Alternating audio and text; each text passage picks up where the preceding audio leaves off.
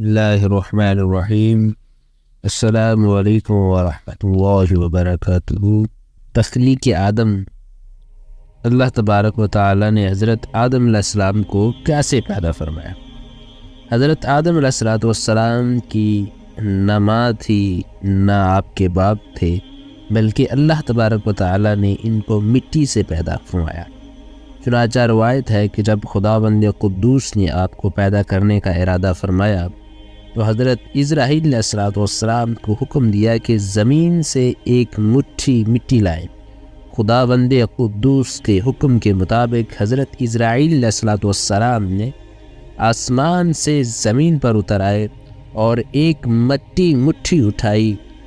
پوری روح زمین سے جگہ جگہ سے آپ نے اس مٹی کو لیا اور وہ ایک مٹھی میں لے کر آسمان پر پہنچے۔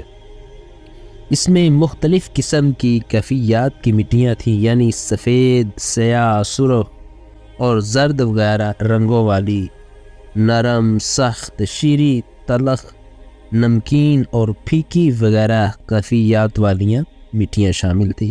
پھر اس مٹی کو مختلف پانیوں سے گوندنے کا حکم فرمایا، چنانچہ ایک مدت کے بعد یہ چپکنے والی بن گئی۔ پھر ایک مدت تک یہ گوندی گئی تو کیچڑ کی طرح بودار بن گئی۔ پھر یہ خشک ہو کر کھنکھراتی اور بختی ہوئی مٹی بن گئی۔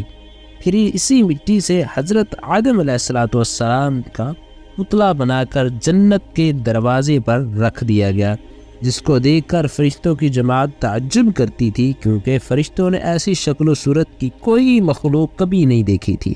پھر اللہ تبارک و تعالیٰ نے اس پتلے میں روح کو داخل ہونے کا حکم فرمایا، چنانچہ روح داخل ہو کر جب آپ کے نتنوں میں پہنچی تو آپ کو چھینک آئی، اور جب روح زبان تک پہنچ گئی تو آپ نے الحمدللہ پڑھا، اور اللہ تبارک و تعالیٰ نے فرمایا یرحمک اللہ، یعنی اللہ تعالیٰ تم پر رحم فرمائے۔ اے ابو محمد یعنی آدم، میں نے تم کو اپنی حمد ہی کے لیے بنایا ہے۔ پھر رفتہ رفتہ پورے بدن میں روح پہنچ گئی اور آپ زندہ ہو کر اٹھ کھڑے ہوئے۔ ترمذی شریف اور ابو داؤد شریف میں یہ حدیث مبارکہ ہے کہ حضرت آدم علیہ السلام کا پتلا جس مٹی سے بنایا گیا تھا، چونکہ وہ مختلف رنگوں اور مختلف کیفیات کی مٹیوں کا مجموعہ تھی، اسی لیے آپ کی اولاد انسانوں میں مختلف رنگوں اور قسم قسم کے مزاجوں والے لوگ ہوا کرتے ہیں۔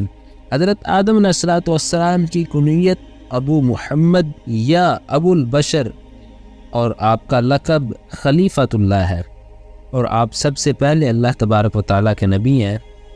آپ نے 960 برس کی عمر پائی، اور بوقت وفات آپ کی اولاد کی تعداد 1,00,000 ہو چکی تھی، جنہوں نے طرح طرح کی صنعتوں اور عمارتوں سے زمین کو آباد کیا۔ قرآن مجید فرقان حمید میں بار بار اس مضمون کو بیان کیا گیا ہے کہ حضرت آدم علیہ السلام کی تخلیق مٹی سے ہوئی، چنانچہ سورۃ آل عمران میں ارشاد ہوا، جس کا ترجمہ یہ ہے کہ بے شک عیسیٰ علیہ السلام کا حال آدم علیہ السلام کی طرح ہے، انہیں مٹی سے بنایا، پھر فرما دیا کہ ہو جاؤ تو فوراً ہو گیا۔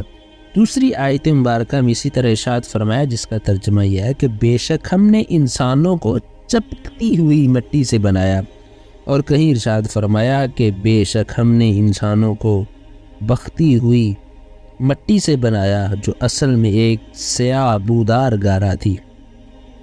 اور اس کے بعد حضرت آدم علیہ السلام کے بعد اللہ تبارک و تعالیٰ نے حضرت اماں حوا، جو ان کی بیوی اور ہماری ماں ہے، ان کو بھی اللہ تعالیٰ نے پیدا فرمایا۔ جب حضرت آدم علیہ السلام کو خداوند قدوس نے بہشت میں رہنے کا حکم دیا تو آپ میں جنت میں تنہائی کی وجہ سے کچھ ملول ہوئے، تو اللہ تبارک و تعالیٰ نے آپ پر نیند کا غلبہ فرمایا اور آپ کی گہری نیند سو گئے، تو نیند ہی کی حالت میں آپ کی بائیں سب سے چھوٹی پسلی کو اللہ تبارک و تعالیٰ نے آپ کے بدن سے جدا کر دیا اور ہڈی کو گوشت کی جگہ پیدا فرما دیا۔ پھر اسی پسلی کی ہڈی سے حضرت حوا کو پیدا فرمایا۔ اسی لیے ہر مرد کے دائیں طرف 18 پسلیاں اور بائیں طرف ایک کم پسلی یعنی 17 پسلیاں ہوتی ہیں۔ پسلی کے جدا ہونے سے حضرت آدم علیہ السلام کو کوئی تکلیف نہیں ہوئی، بلکہ آپ کو احساس تک بھی نہیں ہوا